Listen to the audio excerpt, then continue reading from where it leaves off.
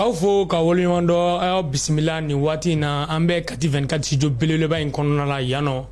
Kati 24 de ye kunnafoni di bɔlɔlɔ ye, kunnafoni di bɔlɔlɔ min Mali yɛrɛ bɛɛ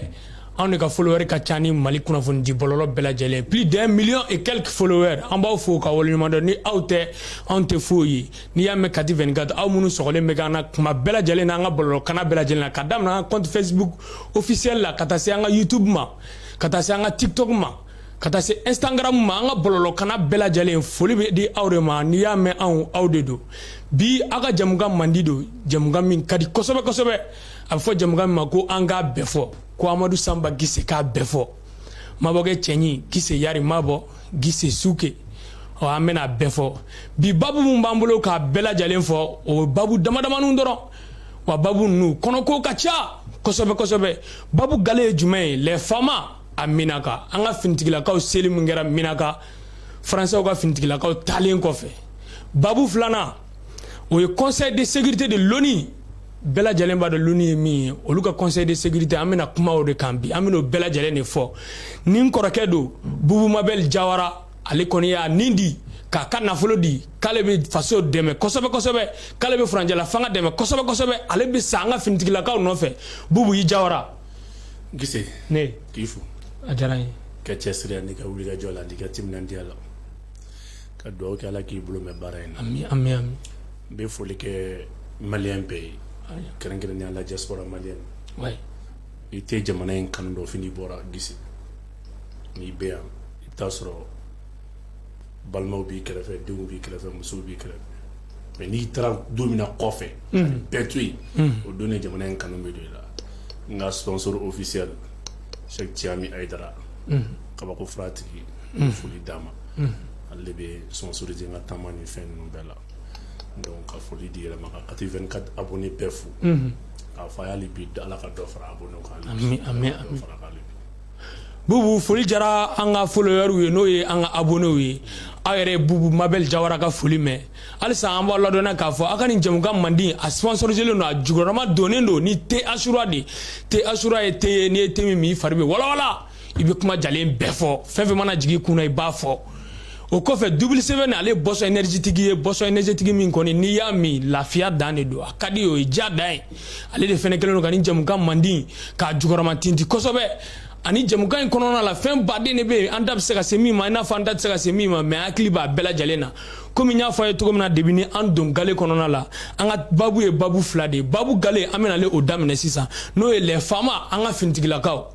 minnu y'u joli bɔ Mali ye minnu y'u joli bɔ malidenw bɛɛ lajɛlen malidenw bɛ yɔrɔ o yɔrɔ ka kɛ Mali kɔnɔ ka kɛ Mali kɔ kan olu de kɛlen don k'an ka lakana yɛrɛ k'a ba a bɛɛ lajɛlen don ba la olu sera Minaka dugu kɔnɔna la an ka babu fɔlɔ ye Bubu les femmes à Minaka o kɛra ka ban mun yɛrɛ b'e bolo ka fɔ o ko kɛlen kɔsɔn Gise Ala o latigɛ ka ban o de tun ye bastion laban ye bastion laban min tun bɛ yɔrɔba laban min tun bɛ jatigɛ wale tigilamaw bolo i b'a ye k'a fɔ Gise san 2013 ni yɔrɔ in nalen anw kɛlen ka gɛlɛya sɔrɔ wagati min na a tun bɛ fɔ ko MLA ni amsadine bɛɛ tun bɛ kɛlɛ kɛ hukumu kɔnɔ u bɛ firi Mali kan don min na o y'a sɔrɔ terrorisme ko kuma tun tɛ yen rebelle ko kuma de tun bɛ yen rébellion ko kuma de tun bɛ yen Gise u kɛlen ka se sɔrɔ ni anw ka kɔrɔnfɛn maraboloba saba binna n'o ye Gao Tombouctou ale ni Kidal olu bɛɛ binna dɔgɔkun kelen frontière kɔnɔna la o wagati kelen u nana ni MINUSMA ye MINUSMA kana force africaine de kun o nana kɛ kuma min na ninnu de ye Menaka minɛ France ka yamaruya kɔnɔ k'a di MLA ma fo kana bila an ka waati tɛmɛnen na o kɔnɔna la san 2018 19 20 fɔɲɔgɔnkow nana don kuma sɔrɔ kuluw tilala dɔ kɛra MLA ye dɔ kɛra terroriste ye k'a yi nana to sama la Gise an bɛ don min na ko bi ma bɛ se k'a fɔ Menaka ye zone stratégique de ye zone min don a bɛ dan kɛ Mali n'a jugudugu fila ni ɲɔgɔn cɛ parce que Mali bɛ kɛlɛ la a bɛ ka jugu kɛlɛ nka sigiɲɔgɔn jugu fana bɛ Mali la peuple ko tɛ dɛ masakɛw ko don n bɛ Niger population fo yan ka Burkina population fo yan ka Sénégal population fo ka Côte d'Ivoire population fo dugu dugu kelen bɛ k'an lamunu k'u bɛɛ dugudenw fo k'u ni balimaya a duguden bɛɛ y'a dɔn k'a fɔ ko Mali y'olu dɔ ye mais marabagala minnu bɛ yen kɔsa in na olu kelen bɛ ka i yɛrɛ bila nanzaraw ka jɔnya juru kɔnɔ parce que fɛn dɔ bɛ CEDEAO président kun na o de ye k'a fɔ jamanadenw ma ne sigi dɛ Faransi de ye ne kɛ président ye donc a b'olu kunna à tout moment Faransi ka laɲini a ka taa ye a n'a ka miiri a n'a ka faamu n bɛ n yɛrɛ bila o baara la ni n m'o kɛ si tɛ n ka fanga la ni président fɛn fɛn bɛna farafinna da lɛfɛ kɔnɔ k'a sarada nin bɛɛ dangalani don a kan k'a dɔn k'a fɔ siga t'a la nanzaraw de bɛ fanga di nanzaraw de bɛ fanga minɛ parce que a bɛɛ delila ka janfa kɛ a ka président kɔrɔ tɛmɛnen na k'a lawuli ka bɔ yen n mɛnna ka bɔ o dawolosigi de la gosi minɛlen kɔfɛ armée Mali fɛ n'o kɛra kunnawoloba ye tare ye mɛnna ka kun kɛra degunba ye o de y'a kɛ Faransi tatɔ a ye discours mun kalan fɛn min ye fɛn tɔgɔ ye di a ye kan minnu to yen a ye discours minnu kalan yen a y'o discours kelen de kalan mɛnna ka taa la o de y'a to n b'a fɔ Mali finitigilakaw ye u k'u kɔlɔsi barisabula kan in bɛɛ ditɔ tile ditɔ u b'a fɔ k'an bɛ kan di dans la plus grande transparence n'i y'u ye k'o fɔ o kɔrɔ ye k'i k'i farati ko fɛn dɔ bɛ yen donc bi an ka faamaw an bɛ Menaka nka i b'a ye k'a fɔ gɛlɛyaba de bɛ baara kɔnɔ Menaka minɛlen kɔfɛ yɔrɔ min bɛ yen n'an b'a fɔ ma ko Ayiru o Ayiru n'o bɛna ka na kɛ n'o bɛna Ansongo ni Ayiru furancɛ la n'o bɛ tali kɛ Ayiru ye Niger dugu dɔ ye kɔsa in na Menaka minɛlen kɔfɛ i b'a ye k'a fɔ fɛn min kan an ka bolodi ɲɔgɔnma n'an ka teriya tɔ sinsin Rusiw ka base mun bɛ yen u ka base fɔlɔfɔlɔ ma a bɛ se k'a fɔ olu installé yen déjà Menaka parce que yɔrɔ in minɛli min kɛra an bɛ se k'an to yen ka Niger contrôler an bɛ se k'an to yen ka Burkina contrôler an bɛ se k'an to yen ka na Gawo mara kɔnɔ gosi bɛ yɔrɔ min na ka na gosi kuluwo donda fila ni jugu bɛ se ka don o fɛ ka tila ka Kamaru kɔnɔna la ka mɛn ka wagati kalo 2 ni kalo 3 kɛ barisabula o kuluwo in kɔnɔna la camion ni mobili baw bɛ se ka taa déchargement kɛ wa i bɛ se ka taa mɔgɔw yɛrɛ sɔn minɛnw n'a kɔnɔ ale kuluwo solama de don a bɛ Mali marabagaw bolo nka Menaka minɛbaliya tun bɛ kɛ sababu ye ka degun lase an ka finitigilakaw ma Rusiw ye nali min kɛ u ka kunnafolidila dɔw bɔra yen ko Wagner taara installé nka n'i ye kan in lajɛ i bɛ Rusiw ka bandiri ni Mali bandiri de sɔrɔ yen n'u y'u ka drapeau ye maintenant mun de bɛna kɛ sisan Niger minɛli kɛla Niger kunna sini a ye Ayiru ni Ansongo ni ɲɔgɔn cɛ o sira u y'o tigɛ Banbaganciw taara o tigɛ Karogɛlɛdeni tɛnɛmɔgɔw taara o tigɛ u kɛlen ka t'o tigɛ tuma min na car fɛn fɛn tun bɛ yen u y'olu bɛɛ lasegin ka na Gawo donc o ye k'a fɔ anw bɛ ni kɛlɛ fɛn fɛn na k'an tun bɛ G5 Sahel kɔnɔ k'an tun bɛ bolodi ɲuman kɔnɔ o kɔrɔ Niger ninnu ni Burkina tun t'o minɛn kɔnɔ olu bɛ yɔrɔ min na ko bi olu de bɛ se ka Karogɛlɛdeni tɛnɛmaw ladon parce que hali sisan Niger président a bɛ taama bolo kan k'a fɔ finitigila fɛn fɛn Karogɛlɛdeni tɛnɛmaw n'o ye terroriste fɛn fɛn bɛ yen n'a tun b'a bolo kaso la a bɛ k'a bɛɛ labila a bɛ k'a bɛɛ libéré a ye kunfɔlɔw libéré o kunfɔlɔ minnu libéré la i bɛna k'a fɔ fɛn min ye an ka kan belebele min bɛ yen n'o ye Mondoro kan ye o maa 7 fure taara ye olu la janfaranya wale minnu b'ale bolo n'olu labilala ni o kuma na Niger yɛrɛ jamana kantigi ale yɛrɛ ye labilali minnu kɛ i bɛna k'a fɔ o mɔgɔ ninnu olu yɛrɛ ni o kuma na blindéw yera blindé mun an tun b'a miiri k'a fɔ G5 Sahel kɔnɔ ni an baarakɛɲɔgɔnw ye o kuma na olu don mobili ye nin u ka minɛn ye nin o blindé in de nana sɔgɔmada fɛ ka na o kuma y'a sɔrɔ u ye jan da an ka finitigiw ɲɛ u y'o mobili de ta ka blindé in da o kan k'an ka mobili bila u ɲɛ ka na Mondoro kan fɛn min ye an b'a fɔ o ma ko poste de police n'o ye kan yɛrɛ donda ye ka na attaque wuli ye donc o ye finitigilaka minnu bilala ko bɛn ni kelenya kama o mɔgɔ kelenw olu de nana ye o mɔgɔw fɛ a taara mɔgɔ wɛrɛw nɔfɛ tun k'a bɛ olu fana bila bɛn ni kelenya kama o bɛn ni kelenya fana kama tun an ɲɛ b'a la k'a fɔ Ayiru o ni Ansongo furancɛ o minɛla mais nin bɛɛ ye mun ye nin bɛɛ ye k'a fɔ an k'a bila an kunna ko terrorisme ko kuma ni jihadisme kuma an ni dugu de bɛ ɲɔgɔn na minnu bɛ k'a tɔ entretenir n'o tɛ Mali bɛ ka wuli k'i jɔ cogo min na k'a cɛsiri cogo min na ni nin dugu kelen kelen bɛɛ ye nin ɲɔgɔnna kɛ cɛsiri sira fɛ i bɛna k'a fɔ kɛlɛ in bɛ ban sɔgɔmada kelen nka wagati min na France bɛ ka an ka base rétrocédé k'a lasegin an ma a bɛ k'i kunda Niger kan ni dun ye jateminɛ kɛ France ka laɲini ye k'a fɔ k'ale bɛ Sahel kɔnɔ terroristes de kɛlɛli la e bɛ terroriste kɛlɛli la e bɛ taalen dugu min na o dugu bɛ ka bɛnkan sɛbɛn k'an ni terroriste ni ɲɔgɔn cɛ donc e bɛ ka jumɛn kɛlɛ kun wɛrɛ b'a la o tɛ terroriste kɛlɛ mais mun nana kɛ an nana ni radar mun ye radar de génération ninnu min ye n'o ye 59 TI N6 ye olu kɛn bɛ ka Mali ta kun fa kun ale ni drone TPD minnu b'an bolo ale bi pan a pan dugu kilancɛ a bɛ kunnafoni bɛɛ ta k'a fara ɲɔgɔn kan donc olu minnu bɛ yen bi terroriste minnu donna u fɛ bɔcogo t'olu la nka o y'a sɔrɔ terroriste groupe ye groupe saba ye olu yɛrɛ fɛ groupe kelen u tun bɛ wari minɛ baɲumankɛ mun la n'o ye Qatar n'a ɲɔgɔnnaw ye ka minnu financer bi o financement fana tigɛra o terroriste ninnu de fana bɛ ka tila ka jan da Barkhane ni fɛn min MINUSMA olu bɛ ka taa jan da olu ɲɛ o de y'a to hali kɔsan in na i b'a ye k'a fɔ Jordaniens ka contingent bɛ yen u taara jan da olu ɲɛ k'olu bɔ ka bɔ donc kɛlɛ in ɲagaminen don terroriste groupe ye saba ye kelen bɛ yen o yɛrɛ bɛ Faransi de nɔfɛ ale ni MINUSMA barisabula olu de tun y'olu jɛɲɔgɔn kɔrɔ ye dɔw bɛ yen olu yɛrɛ fana tɛ dɔ ninnu fɛ tugun donc groupement saba don mais nin bɛɛ la anw ka lakana de bɛ an na o de b'an dusukun na donc sisan nɔ Menaka zone ni irisiw y'o de choisi k'a fɔ u bɛ t'u ka basew sigi u b'u to yen de o tuma na fɛn min ye kɛlɛ tɔ ye an bɛna a boloda yen de donc bɛɛ ɲɛ bɛ bɛɛ la sisan terroriste groupe tɔ minnu bɛ yen n'u kun y'olu ladon ni taayɔrɔ ma sɔrɔ olu la olu nana Denbugu kunna sini kɔ a ka taa ni tile mɔgɔ i bɛ yafa ma ka na Denbugu ka na o tuma na fɛn min u da yiriforo minnu bɛ yen bɔcogo foyi ma sɔrɔ olu la bɔcogo foyi ma sɔrɔ olu la bɔcogo foyi ma sɔrɔ olu la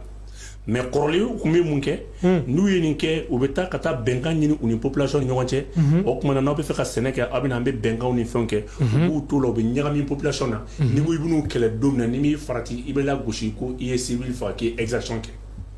barisabula mɔgɔ kelen bɛ se ka mɔgɔ faga n'ale bɛ civil ni terroriste dɔn ka bɔ ɲɔgɔn na o ye nanzaraw ka kɛlɛkɛlaw ye mais ni maliyɛnw ye fagali kɛ dɔrɔn a fɔ k'u ye terroriste k'u ye civil faga hali ni marifa b'a bolo k'i man k'a faga. Bubu mɔgɔ min n'a ni maramafɛn bɛ e man ka o faga u bɛna ni maramafɛn k'an ka finitigiw faga a bɛ f'u ma ko terroriste y'an faga n'a y'an ta sara a bɛ fɔ ko civil mais ni civil marifatigi ne t'o wele cogo dɔn nanzarakan na komi tubabukan de don civil marifatigi ne t'o tɔgɔ dɔn civil min ye marifa ta ne bolo o ni armée yɛrɛ bɛɛ ye kelen parce que n'i y'a mɛn armée arme de don donc an bɛ don min na ko bi i da i k'i latigɛ u bɛ yɔrɔ min se ka bɔ yen n'o ye Denbugu ye Nɔnɔ mara kɔnɔ groupe filanan olu bɛ Niger déjà Niger bɛ k'olu kɔrɔma don k'u ladon olu yɛrɛ fana bloqué bɛ yen kɛlɛ bɛ yɔrɔ min na ni OTAN fana kan ka na ka na B52 installé Niger yɔrɔ min na fɛn min ye Irisiw fana sigilen bɛ k'i ɲɛsin olu ma nka nin bɛɛ la nisɔndiya kuma ye mun ye OTAN yɛrɛ fana bɛ baara kɛ n'a ka kɛlɛkɛminɛ min n'an b'a fɔ o ma ko F35 ale de fana ye pankuru ye pankuru mun bɛ se ka gosili kɛ nka i bɛna ye k'a fɔ fɛn min ye missile dɔ de bɛ yen missile bɛɛ tɛ se k'ale sɔrɔ missile bɛɛ tɛ se k'ale sɔrɔ nka fɛn min bɛ se k'ale sɔrɔ an b'a fɔ o ma ko S400 Triumph ale yɛrɛ fana ye système bouclier de don anti aérien don n'i y'a sigi ale fana bɛ missile mun gosi o missile nin dɔrɔn de bɛ se ka F35 ɲini ka t'i tɛgɛ da k'a n'a donna san kaba kɔnɔ k'a gosi k'a lajigin c'est la raison pour laquelle américain kun nana n'o avion damadɔ de n'o ye F35 ye o F35 mun fana n'ale nana o tuma na fɛn min ye Irisiw fana bolila ka na S400 de fana utiliser k'o fana installer k'o bila donc o kɔrɔ tɔn ni tɔnfagalan de don n'i ye fɛn kɛ na fɛn bɛ se k'i sɔrɔ k'i lajigin n'o tɛ missile foyi tɛ yen mun bɛ se ka F35 ka portée sɔrɔ k'a lajigin o missile tɛ yen o missile tɛ yen n'a bɔra S35 S400 Triumph min ni S400 plutôt Triumph tɛ min ni Irisiw y'a installé ka Mali yɛrɛ système ka Mali yɛrɛ espace aérien couvert k'a daminɛ kabini Mopti ka taa bila fo Algérie ale couverture ye 600 km fɛn b'a kɔnɔ n'i ma fɛn na a b'o gosi a b'i kunna 166 missiles de b'a la 166 missiles de b'a la a kelen bɛ ka portée a b'i kunna ko o ye 150 km Bubu 150 km 150 km donc o kɔrɔ a missile mun don n'a wulila a bɛ wuli ni chaleur min ye a n'a bɛ wuli ni vitesse min ye o de ye o kumana fɛn min ye a bɛ fɛn ye heure kelen a b'o boli seconde kelen kɔnɔna la o ye missile in ka toliya ye a ka telu o kɔrɔ a bɛ cible détecté yɔrɔ min na a n'a ka gosili kɛ ka tiɲɛni kɛ a si tɛ kɔrɔ ni si donc an bɛ yɔrɔ min na ko bi kɛlɛ bɔra rébellion na kɛlɛ bɔra djihadisme na kɛlɛ ye dɛmɛbagaw de bɛ fɛ ka se ɲɔgɔn ma sisan donc mɛnaka kan nanzaraw n'o ye tubabuw ye u y'a labila a bɛ an ka contrôle kɔnɔ bi u ye kuma min fɔ ko Wagner de bɛ ka installer o kuma na i bɛna ka fɔ o kuma tɛ tiɲɛ mais gɛlɛya bɛ kuma yɔrɔ jumɛn na ni gɛlɛya bɛ kuma yɔrɔ jumɛn na n'i ye jateminɛ kɛ nin kuma ninnu bɛɛ kan i bɛna ka fɔ an bɛ don min na ko bi kɛlɛbolo wɛrɛ bɛ k'i kunda Mali fana kan tugun sɔgɔmada in na an ye kibaruya sɔrɔ k'a fɔ ko navire dɔ bɛ yen n'ale yɛrɛ bugunatigɛ n'a b'a fɔ ma ko o navire yɛrɛ bugunatigɛ n'a bɛ fɔ ma ko A631 A631 o navire min bɛ yen n'a bɛ fɔ ma ko A631 ale yɛrɛ fana nana a yɛrɛ sɔrɔ Sénégal n'an b'a fɔ ma o yɔrɔ min bɛ yen n'an b'a fɔ ma ko Môle 1 n'o o y'o danguda ye n'o o y'o danganda ye n'an b'a fɔ ma ko port u nana o sigi ça fait plus de 3 ou 4 jours an ye kunnafoni sɔrɔ ko mɔgɔw de b'a la ka bɔ maramafɛn b'u bolo Faransi drapeau de tun b'a kan mais sanmusunsunni min nana ala y'a kɛ u ye drapeau in falen ka drapeau u ma drapeau u ye drapeau bɔ a kan mais navire de guerre de don bateau min don guerrekɛlan de don kɛlɛkɛminɛnw bɛ ka bɔ a kɔnɔ u ye k'a f'i ɲɛna siga tɛ kuma min na n'o o ye kuma jɛlen ye k'a fɔ kabini san 2013 fɛn min ye nanzaraw ye filimako dɔ kan anw na u tun bɛ fɛ ka wari di terroriste ma ka terroriste k'u labɛn nka walasa u k'o kɛ u b'a kɛ i n'a fɔ u b'a la ka o kuma na u yɛrɛ ka maa minnu bɛ na tourisme ni opération humanitaire la u b'olu kɛ i n'a fɔ otage ni terroriste y'olu minɛ u bɛ rançon verser terroriste ye san 2011 ka taa bila 12 la i bɛ ka fɔ Faransi n'a sɛrɛw u ye wari min verser terroriste ye a bɛ t'i jɔ 72 millions de dollars 72 millions de dollars o ye fɛn fɛn 172 millions de dollars o bɛ t'i jɔ n'i y'o équivalent jateminɛ o bɛ t'i jɔ CFA wari miliyari 70 ɲɔgɔnna la kɔntilikɛlaw bɛ se k'a jate o wari kun fɔlɔ min sɔrɔla o de sɔrɔla ambassade n'a sɛrɛw fɛ k'u yɛrɛ labɛn ka bɛn o de y'a to nanzara fɛn fɛn bɛ na ka ti u bɛ t'u yɛrɛ di ka kɛ i n'a fɔ u ye otage u y'o plan de kɛ hali n'i ye Pierre Kamanti ninnu ka wagati jateminɛ depuis dans le temps olu bɛɛ minɛna ten o système de kɔnɔ nka ka b'o la ka na 2013 la ambassade yɛrɛ ka financement fɔlɔfɔlɔ yɛrɛ bɔra yɔrɔ jumɛn nanzaraw ka cakɛda min bɛ yen n'a bɛ Niger n'u b'a fɔ ale de ma o kuma na ko Areva o Areva yɛrɛ ye minɛla sɔmin kɛra ale la bi nanzaraw ka kiiriso min bɛ yen o kɛlen bɛ ka enquête dayɛlɛ Areva yɛrɛ kama CFA wari miliyari 28 ale yɛrɛ ye min di karogɛlɛdinɛ tigilamɔgɔw ma u ka bisimilali n'u ka yɛrɛkɛli la Sahel sanfɛ donc i bɛna k'a fɔ an ka dugu jukɔrɔ nafolo ni fɛn minnu bɛ yen n'a bɛ Sahel kɔnɔ olu de ye fɛnw ye fɛn min ni a b'a la ka bɔ wa entreprise yɛrɛ minnu bɛ na bi ka na an dɛmɛ ni nanzara ko entreprise don olu ka tɔnɔ minnu bɛ sɔrɔ u bɛ tɔnɔ dɔ di karogɛlɛdinɛ tigilamɔgɔw ma ka se k'u yɛrɛ sɔrɔla don basabula u tɛ fɛ maa wɛrɛ ka basigi parce que ni basigi nana an bɛ appel d'offre kɛ o ye mun ye na an ka dugujɔ nafolo minnu bɛ yen ni basigi bɛ yen an b'a di cakɛdaw ma olu kana bɔ nka ni bawuli bɛ yen ni basigibaliya bɛ yen o tuma na an b'a ta an b'an yɛrɛ de ɲini parce que investisseur foyi tɛ sɔn ka na k'a fɔ k'a bɛna dugujukɔrɔ nafolo bɔ ka sɔrɔ basigi tɛ yen basigi tɛ yen o siratigɛ ye mun ye gazi min bɛ yen n'ale bɛ o kumana fɛn min ye ka bɔ le bassin de Grameen n'o ye fɛn tɔgɔ ye de Gawo ye fo ka na o kumana fɛn min ye bassin de Tilemsa n'o ye Kidali ye ale mun bɛ yen n'o olu ye dingɛ belebelew ye ni pétrole bɔ dingɛbaw don n'a la accompagné don ni gaz ye gaz naturel fɛnɛ ale de ye gaz naturel o gaz naturel fɛnɛ ye gaz façon jumɛn ye i bɛna k'a fɔ gaz min ye ni farakuru fila n'ale bɛ gaz min produit o de bɛ Mali la ça c'est pur et naturel. Bubu jɛma ko irisi gaz de ye gaz naturel ye mais gaz naturel bɛ Mali la min tɛ irisi min b'anw fɛ o yɛrɛ ka ɲi ni de parce que o ye farakuru fila ka gaz dili. Bubu n'i ka kuma faamu farakuru fila ka gaz dili de gaz naturel yɛrɛ yɛrɛ. gaz de ɲɔgɔn tɛ yen. o bɛ Mali la o caman de bɛ yan o gazi min fana bɛ yan o bɛ se ka kɛ sababu ye basabula o yɛrɛ ɲininikɛla kunfɔlɔw ye jaabi min d'a ma o ye 50 milliards de millimètres 50 milliards de millimètres cubes 50 milliards de millimètres cubes o gazi de bɛ Mali dugu jukɔrɔ o ye kunfɔlɔw ye o yɛrɛ o mise à jour kan ka kɛ parce que o ye ɲinini kunfɔlɔw ye mais n'i y'o ta k'o lajɛ o bɛ Union européenne dɛmɛ a ka baara la kosɛbɛ k'a sɔrɔ u b'u bolo bɔ Russie bolo c'est la raison pour laquelle Union européenne tun y'a essayé k'a bɛ Ukraine mankan na k'u bɛ Russie kɛlɛ basabula o jigi tun bɛ Mali kɔrɔ an fan fɛ n'Ala y'a kɛ ni tilali sera ka kɛ kɔsa in na n'i ye jateminɛ kɛ i bɛna k'a fɔ Italie komi Faransi mangoyara Faransi gɛnna Italie kun y'a essayer k'ale bɛna mouvement armé bɛɛ fara ɲɔgɔn kan o kumana n'an b'o tɔgɔ dɔn ko CSP n'o ye cadre permanent de fɛn cadre stratégique permanent ye n'an b'a fɔ ma ko CSP o y'o fara ɲɔgɔn kan ka maaw wele ka taa Italie ka taa fɔ k'u ka fara ɲɔgɔn kan ale bɛna nafolo d'u ma n'o kun ye nafolo mun d'u ma u kun bɛna fɛn dɔ de bɛ yen n'an b'a fɔ ma ko oléoduc o ye tuyau de ye tuyau yɛrɛ min n'a bɛ bɛnkan kɔnɔ ni Algérie kun y'a fɔ san 2011 k'anw ti don a la n'o b'i bɔ Tchad ka tɛmɛ Nigéria fɛ ka tɛmɛ ka na fɔ o kɔnɔ u yɛrɛ dingɛ dama mun bɛ Sahel jamana sanfɛ olu yɛrɛ ka bɛnkan y'o ye Sahara kɔnɔna la basabula fɛn de bɛ tɛmɛ o de fɛ donc Niger kun bɛ fɛ o tuyau mun bɛ yen n'an b'a fɔ ma ko oléoduc ka sa o kumana fɛn min ye gazi de don la n'o bɛ tɛmɛ ni Libye kɛrɛ ye ka taa bila Italie o kumana ale kun bɛ fɛn ninnu ka yɛlɛma hɔrɔnya ka d'u ma ale n'u b'o bɛnkan kɛ n'a ye Italie lasɔrɔ Russe kun bɛ gazi dili min kɛ Européen ma donc Italie de bɛ n'o di sisan Union européenne bɛ i bɔ Russie la o kumana u bɛ fara ɲɔgɔn kan ka Russie dɛmɛ u bɛ fara ɲɔgɔn kan Ukraine dɛmɛ a ka Russie bɔ k'a bin u ka stratégie yɛrɛ bɛɛ lajɛlen kun ye nin de k'o kɛ k'u jigi da maaw ka gazi u jigi da maaw kan barisabula i mana investissement kɛ cogo o cogo n'i mana pétrole ye i mana gaz ye i mana fɛn fɛn oléoduc nin filɛ nin ye ni min farati n'a cira ale nafolo tiɲɛta ka bon ni fɛn bɛɛ ye donc an bɛ don min na ko bi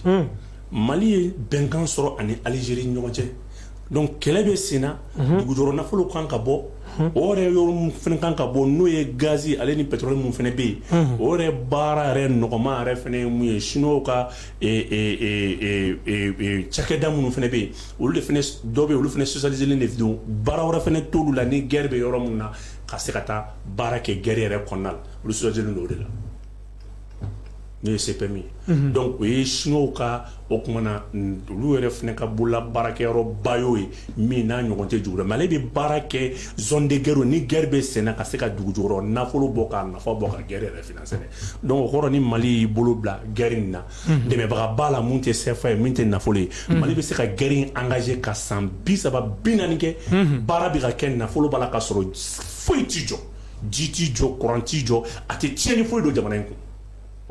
foyi den kelen c'est pour cela on n'a pas peur o de y'a kɛ n'i ye jateminɛ kɛ kɔsa in na i bɛna k'a fɔ fɛn fɛn bɛ ka fɔ kɔrɔnfɛnko la a bɛɛ ye nkalon ye dugu jukɔrɔ nafoloko de don ni san 20 laban in kɔnɔna la kɛlɛ fɛn fɛn kɛra Mali kɔrɔn fanfɛla la a bɛɛ kun ye dugu jukɔrɔ fɛnw ye ATT de nana ka na a daminɛ ATT nana san 2020 ani san 2004 n'o ye 2004 ye ale de nana wele bila Sud-Africains ka société dɔ ma ko kana ɲininiw boloda o waati kelen y'a sɔrɔ politiciens dɔw kun ye an ka kɔrɔnyanfan nafolo da ka sarako 3 sara kelen u y'o ta u yɛrɛ bɛ taa nanzara dɔw ɲini ka na sara kelen u ni Total y'o baara kɛ k'o fɛn bɛɛ kɛ sara filanan o kumana u ni Algériens ka société dɔ bɛ yen ko Sonatrach n'o fɛnɛ dɛsɛra ni se kun t'ale o fɛnɛ taara ENI nɔfɛ n'o ye Italien ka société dɔ ye donc u yɔrɔ tila u ni ɲɔgɔn cɛ Bubu jamana nafolo jamana dugu jukɔrɔ nafolo aw bɛ se k'o ta cogo di k'o tila sara 3 ye sara dɔ bɛ aw yɛrɛ bolo aw kelen ye fasoden ye wa o yɛrɛ la u ye caution bila 150 milliards u b'o 150 u bɛ caution u b'o permis de ta o k'u yɛrɛ tɔgɔ la u bɛ taa nanzara jamana sanfɛ u bɛ t'o di nanzara dɔw ma u bɛ 150 milliards d'u ma u bɛ na o kɛlen k'olu caution ye olu u bɛ verser olu ye o kumana u b'olu bila ka na ɲinini kɛ Bubu o de kɛra sababu ye i bɛna k'a fɔ gɛlɛya bɔra yen don jamana yɛrɛ marabaaw de ye jamana yɛrɛ da ka boson ta san dɔw tɛmɛnenw na o de y'a to i bɛna k'a fɔ fɛn min ye bassin an b'a fɔ ma bassin sédentaire n'o ye nafa pétrole bɔ bassin belebelew ye o sigiyɔrɔma 5 de bɛ Mali la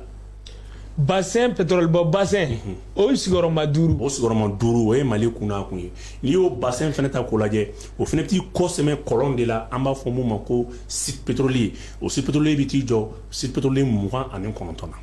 o bɛɛ lajɛlen bɛ Mali kɔrɔn fanfɛla la Bubu kɔrɔn tɛ dɛ Mali fan bɛɛ Mali fan bɛɛ lajɛlen nin y'a kɔlɔn de dafɔlen ye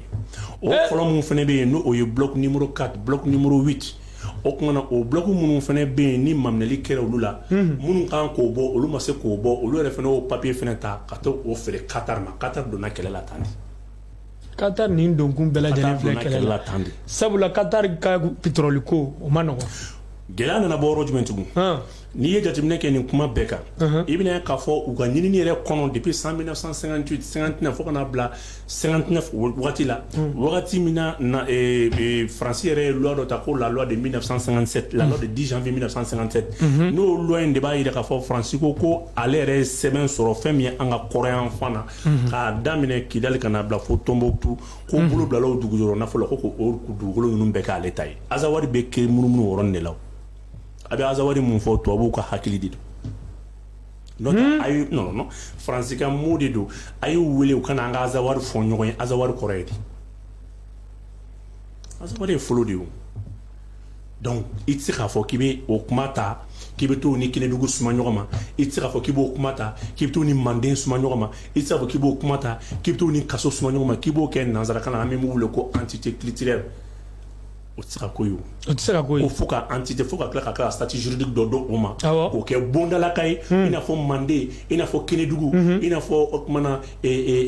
Wasolon o tɛ se ka kɛ ten o tɛ se barisabula bigami yɔrɔ de kun don kɔfolo de don Azawadi kɔrɔ de ye donc mankan nana u mago bɛ mun na parce que nanzaraw mago bɛ la loi de 10 janvier 1957 u bɛ fɛ k'o de réinstaurer ka na ni o de min n'a bɛ se k'u bila bi u bɛ jɔyɔrɔ min na barisabula n'i ye Faransi jateminɛ Faransi bɛ balo fɛn fila de la CFA a n'a yɛrɛ ka taxe a bɛ balo de la franc CFA bubu n'i y'i ka kuma faamu franc CFA anw bɛ wari min dun Afrique de l'Ouest jamana bɛɛ lajɛlen bɛ wari min dun Faransi bɛ balo la o de la Faransi ka dette publique sara dette publique Faransi ka dette publique min bɛ CFA de b'o sara a wari tɔ politiciens yɛrɛ bɛ wari minnu siyɛn ka taa bila u ka banque la ni an b'a fɔ ma n'u y'o gelé n'u y'o mun gelé o bɛ reverser u ye olu de ta ye CFA ye jɔn bɛ se ka baara kɛ n'a ye n'o bɔra yen o kuma na n'u yɛrɛ ka taxe ye Faransi hali n'i ye buru tan na ta k'i y'a dun hali n'a kɛra 1 centime euro 5 centime i b'o bila kɛsu kɔnɔ fɛn bɛɛ bɛ ta quoi fɛn bɛɛ ye taxe donc an bɛ to an tun bɛ bassin yɔrɔ minnu na donc baara nana kɛ mun ye sisan o de y'a kɛ mɛnɛkan in de y'u ka base ye min b'u bila ka yɔrɔ bɛɛ contrôler i ɲɛ bɛ farabugu mun na nin n'ale minɛlen don don o don n'a bɛ wuli ka jɔ la n'a b'a fɔ wo in ba aw k'a bila u kunna mun de y'a kɛ farabugu minɛlen don farabugu ye yɔrɔ jumɛn ye mun de nafa bɛ farabugu la ni blocus bɛ farabugu kan nin y'a san joli kuma bɛɛ u bɛ k'an ka mɔgɔw bunte ye kuma bɛɛ an ka mɔgɔw b'a la k'aw bunte ye jafana walekɛbaw bɛ ka na kuma bɛɛ mankan bɛ farabugu nɔfɛ bubu kun jumɛn na n bɛ n'o kun de ɲɛf'i ye kun jumɛn na fɔ farabugu ye donda 4 fila bɛ tintin sanfɛ fila bɛ duguma stratégiquement ni k'i bɛ farabugu don corne GPS kɔnɔ k'i b'a ci k'i bɛ intervention militaire kɛ farabugu ni min fara i ka civil cɛ yɔrɔ mun don fanw tɛ kelen géographiquement ye maintenant gɛlɛya bɛ yɔrɔ filanan jumɛn na farabugu kana ka bɔ farabugu kana farabugu furanin kana Peru kana Denbugu nin zone in n'i ye nin ta k'a jateminɛ nin bɛɛ bɛ t'i yɛrɛ kolonson classant Nara de la Nara o bassin de Nara o cɛncɛnbugu jɛla kana tigɛ o la dɛ k'a daminɛ Nara fo kana bila Gawo mara kɔnɔna la o bɛɛ ye pétrole bɔ dingɛ de ka taa o cɛncɛnmuguba in bɛɛ donc n'i ye jateminɛ kɛ fɔlɔ tilali kelen kɔfɛ n y'a f'i ɲɛna k'u ye jamana da k'a boson donc Total tun bolo k'ale ye bloc minnu ta ale n'olu ye bassin minnu ta n'o ye Tawudeni ale ni Gawo ta in ni o tuma na olu nana miiri k'o de dingɛ ka bon nka olu tun hakili ma le bassin de Nara olu tun b'o ye bubu o ye kojugu kɛ o bassin de Nara o fana contrat taara k'a di Sonatrach de ma n'o ye Algériens ka société olu tun bolo ko fɛnɛkolon de b'u bolo ja wɛrɛ de ye ko yɛrɛ nafamayɔrɔba ye o de y'a base yɛrɛ sisan nɔ nanzaraw de ye turusiw financeli daminɛ sisan k'i kunda farabugu kan pour que Sonatrach kana se ka carburant in bɔ c'est la raison pour laquelle Algérie seginna kɔ ka badenya ni sinjiya teriya ɲini Mali fɛ barisabula a contrat bɛ ale de bolo n'a perdre la ale de perdre la donc farabugu blocus kun ye nin di tɛ cɛ bolo tɛ muso bolo o de y'a to Qatar ye Asimu ni fɛnw wele maa si ma bɔ ka taa k'a bɛ taa u lamɛn miliyari 15 ma dɔn miliyari 30 joli don min na aw bɛ terrorisme financer a y'aw sara mɔgɔ la wa ayi n'aw mago bɛ bɛnkan na o tuma na a ma se aw k'an ka masakɛw wele ka taa a ye kɛlɛ min da don a y'a dala sa donc k'a f'i ɲɛna Algérie bɛ gɛlɛya min kɔnɔ dɔwɛrɛ tɛ le bassin de Nara olu fana ni taara o fana ni société fila de fana o sous-traité n'o ye Sipex ani Eni italien ka société dɔw ye dɔ bɛ 25% ta dɔ bɛ 25% ta dɔ bɛ 50% ta Mali kɛlɛ yɛrɛ rébellion bɛɛ filɛ kun n'a kun Menaka à partir de Menaka i bɛ se ka nin bɛɛ de contrôler ka jigin n'i ye i ka kuma faamu Bubu Mali armée Mali n'o ye faamaw ye u seli min kɛlen filɛ nin ye Menaka sisan e filɛ ka Mali jamana fan fɛn o fɛn fɔ a n'a dugu jukɔrɔ nafolo a n'a fɛn bɛɛ lajɛlen ni Menaka kan n'a bɛɛ lajɛlen kɛra minɛla k'a kɛ i n'a fɔ Mali armée Mali sago ye cogo min na o b'a yira k'a fɔ maa si tɛ se ka foyi bɔ Mali dugu jukɔrɔ bilen maa si tɛ se ka foyi kɛ Mali kɔnɔna na bilen k'a sɔrɔ armée Mali ma bɔ min kalama o yɛrɛ de tun ye Menaka yɛrɛ kan a bilabaliya ye Faransi fɛ. n bɛna yɔrɔ dɔ f'i ɲɛna i bɛna dɔ de la ko colonel Asimi Goïta ko kodɔnna don i bɛna dɔn nin yɔrɔ de la ko maaw bɛ Asimi bila yɔrɔ la Asimi b'o bɛɛ sanfɛ n'i ye jateminɛ kɛ an Kati de kun kelen i b'a fɔ ko an ka potentiel central kɛlɛkɛminɛnw na n'an ka kɛlɛkɛminɛ bahu bɛ ɲɔgɔn sɔrɔ yen mais Asimi nana ni système min ye sisan i bɛ jateminɛ k'a la non seulement c'est moins cher et c'est c'est moins cher en un mot et c'est très économique aussi et c'est très pratique. Ni saba bɛɛ la yɔrɔ kelen a bɛ nin bɛɛ la kɛ yɔrɔ kelen a ye Sévaré ta i bɛ to Sévaré i bɛ na Nara i bɛ to Sévaré i bɛ taa Menaka i bɛ to Sévaré i bɛ taa Gossi i bɛ to Sévaré i bɛ taa Gao olu bɛɛ ye kelen i bɛ to Sévaré i bɛ taa Kidal zone stratégique don o ye jamana nafama yɔrɔ bɛɛ lajɛlen banni donc a nana i sigi Sévaré o de y'a kɛ n'i ye jateminɛ kɛ k'a fɔ ko avion ni pankuru ka wuli Senu ko kana intervention na ka segin n'i ye jateminɛ k'a coût ka ca a ka ca n'a coût ka ca ça c'est sur le plan économique maintenant n'i ye jateminɛ kɛ a renfort fana na k'a fɔ k'a bɛna o tuma na troupe appuyé terrain sanfɛ i bɛna k'a fɔ distance fana ka jan donc o bɛɛ bɛ sɛgɛnni kɛ mais à partir de Sévaré n'a fɔra ko Gao attaquera Sévaré bɛna direct n'a fɔra ko Kidal attaquera Sévaré bɛna direct n'a fɔra ko Boni attaquera Sévaré bɛna direct donc Sévaré déjà baara bɛɛ ka ɲi donc i bɛna dɔn nin de la ko kɛlɛ ye kunkolo ye o de y'a kɛ a ye décret ta ka région de garde k'olu créer o région de garde ninnu fana créer kɔfɛ i bɛna o ye dugumala ye ça c'est d'abord l'infanterie ça c'est armée de o ye dugumakɛlɛ ye a ye olu créer donc olu créer kɔfɛ i bɛna k'a fɔ espace aérien na i bɛ Asimi ka politique jateminɛ a ye espace aérien tila yɔrɔ saba o kɔrɔ a ye sankolo barisabula maliyɛnw an tun bɛ kɛlɛ kɛ fɔlɔ ka frontière de sécuriser mais an tun tɛ an ka sankolo sécuriser u bɛ don ni minɛnw ye k'a fili u bɛ don ni fɛn caman ka fili n'i ye jateminɛ kɛ Mali sankolo sécuriser don bi n'a dugumala ye Bubu n'i y'i ka jamana sankolo n'o y'i ka jamana espace aérien ye n'i y'o minɛ ka ban k'o maîtriser i ka jamana kɛlɛ i ta ye merci donc a ye décret ta k'o tila yɔrɔ saba o de y'a kɛ n'i ye pankuru minnu bɛ Mali bolo n'i y'a jateminɛ ni pankuru kura minnu bɛ kalanden i bɛna k'a fɔ espace aérien bɛɛ espace i b'a ye k'a fɔ a bɛɛ bɛna kalifa don kɛlɛmasa jolenw de la minnu an b'a fɔ olu ma ko ils sont autonomes sabula armée de l'air a kelen bɛɛ i bɛ taa sɔrɔ radariw bɛ yen i bɛ taa sɔrɔ missiliw bɛ yen i bɛ taa sɔrɔ pankuruw bɛ yen o kɔrɔ ko ni ko bɛ Kayi Sévaré tɛ wuli ka taa Kayi tugun Kayi ka b'u ta ɲɛnabɔ yɛrɛ ta ɲɛnabɔ yɛrɛ k'a bɔ Kayi ka n'a bila Segu i bɛ taa sɔrɔ o kalifalen don kɛlɛbolo dɔ la o sankolo bɛɛ a n'o fan bɛɛ n'i ye jateminɛ kɛ ka bɔ Segu ka na Mopti n'a mara kɔnɔ o fana kalifalen don kɛlɛbolo dɔ la o n'a espace aérien n'i ye jateminɛ ka bɔ maintenant Mopti ka ni i yɛrɛ sɔrɔ Kidali kɔnɔna la o fana kalifalen don kɛlɛbolo dɔ la donc bi Mali armée bɛ ka assurance totale de di maintenant an bɛ bolo min kan sisan n ye gɛlɛya minnu fɔ n'u bɛ fɛ k'a don n'u bɛ Aéro n'u bɛ Niger mara la u kɛlen bɛ ka dɔw bila Denbugu n ye Sénégal ta min fɛnɛ f'i ɲɛna n k'u ka navire dɔ nana min bɛ ka na ni minɛnw ye an ye kibaruya sɔrɔ a ma walanwalan kosɛbɛ mais n'i ye nin bɛɛ jateminɛ i bɛna k'a fɔ an ye espace aérien tila cogo min na bɛɛ bɛ se k'i ka baara k'i dan ma même pas 2 semaines Mali armée ye front 4 de créer kɛlɛ bɛ ka ɲɔgɔn fɛ yɔrɔ 4 Menaka kɛlɛ tun bɛ ka kɛ yen Sikaso Buguni kɛlɛ tun bɛ ka kɛ yen fɛn min ye forêt de Gangrel est-ce que b'a kalama kɛlɛ tun bɛ ka kɛ yen ka bɔ Nara ka na Kulukoro mara kɔnɔna la ka taa munumunu ka na fo o tuma na vers le côté vers dans la région de Kayi o ma tun bɛ ka kɛ yen donc ne jateminɛ kɛ armée Mali c'est fait i bɛna dɔn k'a fɔ waati min na k'a bɛ s'a yɛrɛ kɔrɔ ale bɛ se ka front 4 5 kɛ ka kɛlɛbolo wuli a bɛɛ la c'est pour ça que le chef d'état-major Oumar Diarra kan ka fo baara bɛ ka kɛ dɛ baaraba aw ɲɛ bɛ résultat ninnu de la su ni saya ni fɛn mais u bɛ ka attaque min bali ani u bɛ ka tiɲɛni min bali o ka bon bi u bɛ ka yɔrɔ min libéré donc mɔgɔ bɛ yɔrɔ min na ko bi hakili sigi de bɛ yen total Mali tɛ se ka nafa foyi ɲa yɛrɛ fa k'a ka jamana dugumakolo ni sankolo de sécuriser fan bɛɛ lajɛlen fɛ donc Menaka dɔrɔn tɛ dɛ k'a f'i ɲɛna bi baara de bɛ ka nɔgɔya an bolo i n'a fɔ Jimi Ala ni kira barika ni malidenw ka cɛsiri ni dugawu minnu b'a la ka kɛ hakili sigi danni don minnu bɛ ka attaque misɛnnin minnu jateminɛ o ye maa minnu bɛ yen n'u ɲagamina dugudenw na ni maa lakodɔnnenw don u tɛ se ka sigi dugudenw ma tugun a dɔw bɛ yen n'olu bɛ fɛ ka boli ka bɔ f'u ka marifa ci yɔrɔ dɔ la k'u yɛrɛ ɲini ka taa fɔlɔ positisansiw de bɛ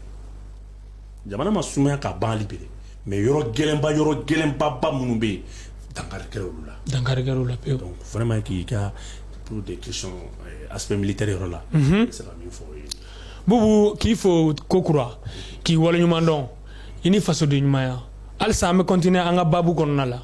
k'a ladɔnniya k'a fɔ aw minnu sɔgɔlen bɛ Kati 24 la nin waati in na halisa a y'aw sɔgɔlen to an na kow bɛ yen Bubu de b'an bolokɔrɔ yan bi a kunkun n'a ɲɛɲɛ an b'a bɛɛ lajɛlen fɔ malidenw ye Mali kɔnɔ ani Mali kɔ kan aw b'a kalama aw ka nin jɛmukan mandi ko Gise k'a bɛɛ fɔ a sponsorisé don ni double 7 de double 7 ye boisson énergétique ye boisson énergétique min n'i y'a min i bɛ lafiya a sponsorisé don ni thé Assura fana ye thé ko la lafiya dan thé Assura yɛrɛ ye thé kura bɔ a bɛ fɔ thé min ma ko jasmine thé fleurirma o ka di kosɛbɛ nin jɛmukanba in a sponsorisé don n'o fana ye a sponsorisé don ni fɛn caman ye a bɔ ka ca o kɔnɔ an b'an to an ka babu kɔnɔ halisa an bɛna an ka jɛmukan kɔnɔna la an bɛ babu filanan n'o ye conseil de sécurité de l'ONU ye diɲɛ jɛkuluba ye diɲɛ jɛkuluba min n'a bɛ diɲɛ maa bɛɛ lajɛlen diɲɛ jamana bɛɛ lajɛlen diɲɛ fantan ani naani bɛɛ lajɛlen bɛ a kɔnɔna la ONU o conseil de sécurité an bɛna ale an da don o de la k'o bɛɛ lajɛlen fɔ k'o da malidenw tulo kan diɲɛ kɔnɔ sisan Bubu conseil de sécurité de l'ONU e yɛrɛ mun de faamu u ka conseil de sécurité ninnu na kuma bɛɛ non conseil de sécurité fɛn minnu bɛ kɛ c'est normal laban min kɛra n'an m'an da don o la kosɛbɛ o tun bɛ tali kɛ Mali yɛrɛ o bɛ tali kɛ diɲɛ kun o kan mais Mali ta kɛrɛnkɛrɛnnen a bɛ tali kɛ Mali ka siniɲɛsigi kan parce que Mali ye san 9 kɛ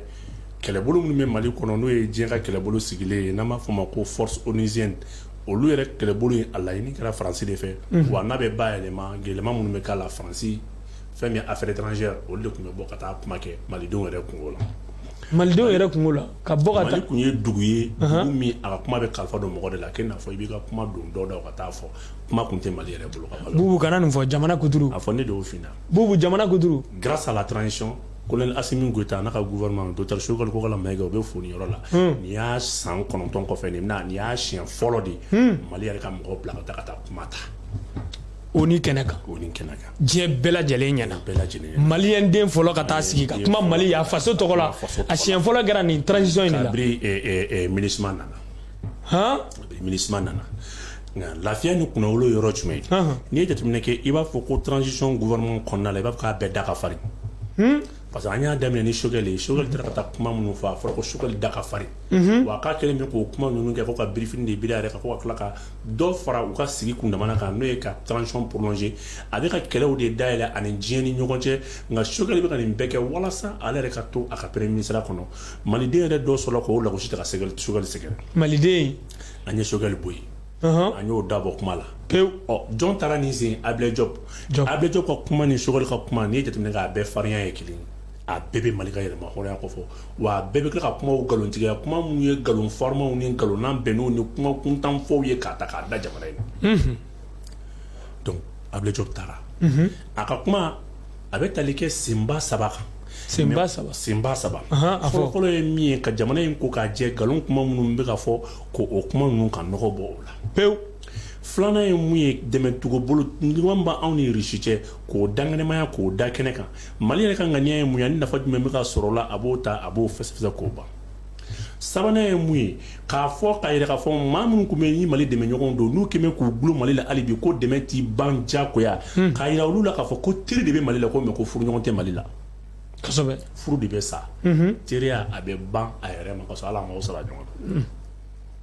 na k'a yira olu la k'a fɔ maa tɛ se ka ko wajiba Mali kan ayi ni kuma ninnu bɛɛ binnen kɔfɛ MINUSMA ka mandat ko kuma mun bɔra a kɔnɔ Ablaye Diop ye kuma dɔ fɔ min n'a barikalen don kosɛbɛ ni maliyɛnw kan ka kala turu a la k'a fɔ fɛnɛ n'a bɛna fɛnɛ a ka kan dunun ni bala maaw ka wuli ka taa ni cɛba in kunbɛn parce que n'i taara hɔrɔnya ni halalaya kuma la seli la n'i bɛ segin n'i ye kuma fɔ a fɔtɔ parce que ni mɔgɔ fɛn fɛn bɛ taa o bɛ taa kuma minnu fɔ hali diɲɛ setigibaw tɛ se ka kuma ninnu ɲɔgɔnna fɔ o bɛ taa kuma minnu fɔ kuma in fɔlen kɔfɛ kuma in bɛ tali kɛ MINUSMA yɛrɛ bɛ yan hokumu mun na yɛlɛma kan ka don a ka baara yɔrɔ minnu na u b'o dantigɛli kɛ nka o siratigɛ la i bɛna k'a fɔ o ye Faransi ka laɲini dɔ sɔrɔ kuma kɔnɔ Nations Unies yɛrɛ ye min ɲini Mali fɛ a ko MINUSMA ka to yan a ye condition minnu fɔ an y'olu faamuya o condition dɔw bɛ tali kɛ mun na MINUSMA kun bɛ yan fɔlɔfɔlɔ jisuma tila ale ni dumuni tila ale ni jidi ale ni taji di o n'a ɲɔgɔnnaw la bubu kana nin fɔ sa bubu MINUSMA ye jamana kelen i b'a fɔ dumuni tila la a bɛ taa yɔrɔw la ale ni filanan ye min ale ni secrétariat public a tun b'o baaraw kɛ n'o ye rapport sɛbɛn bubu MINUSMA kuturu dugu de tun bɛ da k'u kantigɛ jamanaw bɛ ci n'i ye jateminɛ kɛ san 2015 kana bila san 2019 dugu 400 ani kɔ o de kɔni bɛ yen mɔgɔ tɛ dugu min yɛrɛ kɔnɔ bilen mais MINUSMA bɛ nin bɛɛ sɛbɛn a ka rapport la a bɛ duguw citɔ ye nka a tɛ se ka cili lakana a tɛ se ka dugudenw kɔni a tɛ se k'u wuli lakana a ye rapport minnu kɛ k'a bila a bɛɛ yera a bɛɛ faamuya a yirala k'a fɔ bɛɛ y'a seereya Faransi yɛrɛ y'a seereya ka kuma kɔnɔ k'a yira k'a fɔ ko tiɲɛ kuma ye maliyɛnw ye kuma min fɔ k'a yira k'a fɔ MINUSMA ka mandat n'o o ye fanga min b'a la k'a fanga lawaleyalen tɛ wa fanga min don fana fanga tɛ fanga in yɛrɛ la wa ko fanga min don fana ko fanga in yɛrɛ ma sugu dɔn parce que ni jateminɛ kɛ ale yɛrɛ bɛ su dɔw fɔ ko olu kɛra n'o kɛra i ɲɛna ni marifa b'i bolo kan ka jamanadenw yɛrɛ fana assister kosɛbɛ ale t'o kɛ filanan ye mun ye kumaba minnu bɛ bɔ a da la n'a bɛ jamana dekun dɔw ta ka na n'a ye n'o kɛra cɛw cɛ ne kan ka fara dugu kan k'o dekun ninnu wuli ka bɔ yen est-ce que ka rapport sɛbɛn ten nanzaraw yɛrɛ sɔnna nin kuma ma ko Mali ye kuma min fɔ ko nin ye tiɲɛ nin bɛna kɛ ni Ablaye Diop ka kuma laban yɔrɔ jumɛn ye a bɛna fɔ ko MINUSMA ka mandat ko k'a lawaleya ko ti baasi ye dɛ ko nka ko fo MINUSMA k'a dɔn a ka sɔn o ma a k'o lawaleya k'a fɔ ko désormais ko armée dɔ bɛ Mali kɔnɔ ko armée Mali k'a ka farin ko wa k'ale de b'i jɔ kɛlɛ ɲɛma MINUSMA bɛ bila a kɔ donc Ablaye Diop ka kuma a bɛ nin yɔrɔ fɔ Ablaye Diop ka kuma laban na a bɛna mun fɔ a bɛna fɔ ko fo MINUSMA k'a dɔn fɛnɛ k'a fɔ ko Mali de ye kɛlɛ tigi ye i n'a fɔ opération kɛlɛ tigi bɛ yɔrɔ min na k'a fɔ ko fɔlɔ ko MINUSMA tun bɛ bɔ i n'a bɛ bɛn kungo kɔnɔ a bɛ taa yɛrɛ ma a ka plan dɔ b'a yɛrɛ bolo a bɛ mission min na a ka fɛn bɛɛ tun b'a yɛrɛ de bolo Mali kɔnɔ a mago tɛ Mali degun na a mago tɛ Mali fɛn foyi la n'a y'a diya a bɛ pan hali maliyɛnw tɛ se ka se yɔrɔ min ma i b'a fɔ ko k'a tɛ MINUSMA avion nin kɔnɔ a bɛ don o kɔnɔ ka taa bubu Mali jamana kɔnɔ fo kana kɛ san 2000 ani n'an bɛ Elhaji Ibrim Bukari Keta an bɛ Tasibila ka fure yan MINUSMA yɛrɛ ka lasigi don dɔ de la k'a fɔ maliyɛnw ma Mamadu Ali Bacili ninnu bɛɛ tun bɛ k'aw bisimila o kumana Azawadi Kidali kɔnɔna la ko Mali délégation k'i bisimila Azawadi yɛrɛ mara kɔnɔna la k'o fɔ Mali délégation ma Cɛbilen Dramé ko k'an ma ko kumana ko tile 3 b'a bolo k'a ka taa donc MINUSMA yɛrɛ kun ɲinɛna a yɛrɛ kɔ tellement que a yɛrɛ kɔni kun digira rebelles djihadistes ni ex rebelles yɛrɛ fɛ baara la fo k'a yɛrɛ ɲinɛ k'a fɔ armée Mali yɛrɛ kun kɛra ale jugu de donc sisan Ablaye Diop ka kuma a bɛ o kuma fɔ k'o pɛrɛpɛrɛ latigɛ o kɔrɔ ni MINUSMA bɛ to yan a bɛ kɛ kulu de ye kulu min ni Mali armée mago b'a la a b'a ta k'a bila a kɔ ka baara ye k'a yɛrɛ dafa baaraw la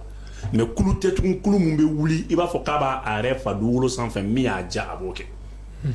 o kumatigɛ la Faransiw ko kuma ye tiɲɛ ye koyi ko a y'o kuma min fɔ k'o ye tiɲɛ ko wa k'o kuma k'o bɛ kɛ koyi ko nka k'u k'a to ko ale min tun bɛ ka MINUSMA ka pankuru n'a ka sanayɛlɛn baaraw la tilen k'u k'a to k'ale k'o baara kɛ Faransiw o dɛmɛ ɲini Nations Unies yɛrɛ fɛ ko Nations Unies k'o fɔ Mali ye o kumana ale ka to ka MINUSMA appuyer